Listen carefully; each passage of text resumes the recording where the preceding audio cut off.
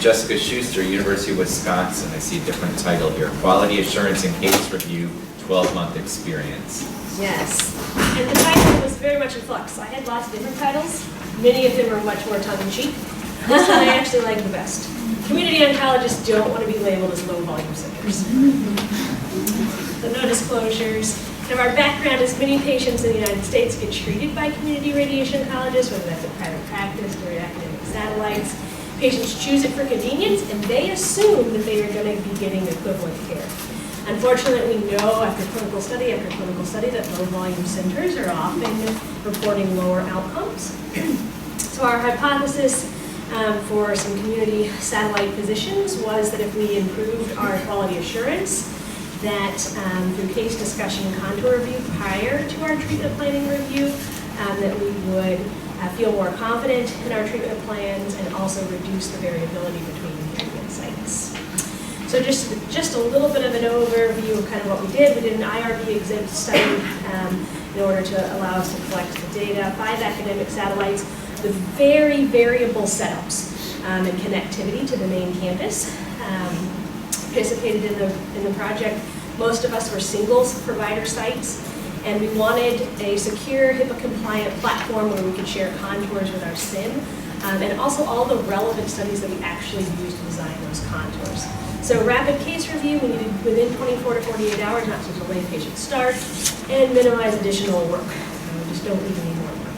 So a sample case study, you kind of get that, in the corner there, the information that we provided, a very brief snippet of what we provided, and we utilized kind of a platform that was already being utilized to allow for treatment planning review. So we contoured, MDs would contour the case. We would send out an email blurb that said request case review. The other physicians could log into that server. We had unique servers. Ultimately, the review was provided with email feedback with a couple different formats. Ultimately found that as we're doing this quality assurance, it's very helpful to have standardized reporting, so you can add additional details, but choose one of these categories. So you approved it with clarification or minor change. You did not approve it as it stood without some additional information or modification. And so kind of our very brief review of results that we had started in 2016. We looked at information at 6 months and 12 months. At the 12-month mark, we had reviewed 326 contours on about 148 patients. And each patient was getting we had 5 reviewers, so 2 reviewers per case oftentimes, but sometimes more. Sometimes everybody took a look at the contours. The reviewers approved, 67% suggested a clarification or change, 28%, and did not approve 5%. The most common reason was to review the GTV or to change the elective volume coverage. The nice piece about our information was we most commonly actually also got feedback on whether the change was completed. So we recommended the change, but did we also complete it?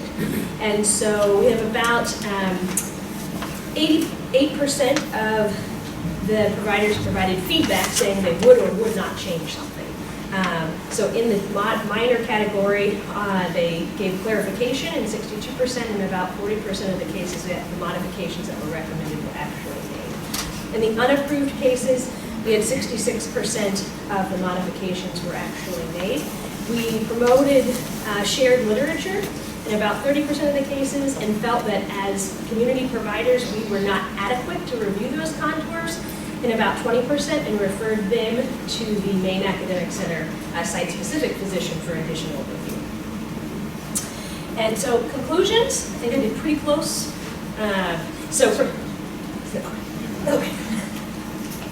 Our program was feasible. We've actually continued to use it. All of our community providers really have enjoyed the program and felt like we've increased our connectivity between the sites, but also a model of increasing our cases to review, looking at contours.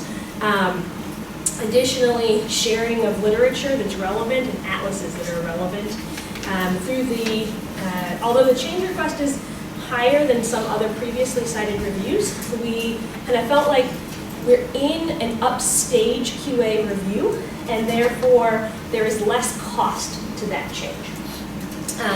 And so we know that community providers are faced with the challenge of providing very diverse cancer care, and we would like to make this a model for reducing, kind of this difference between high and low volume.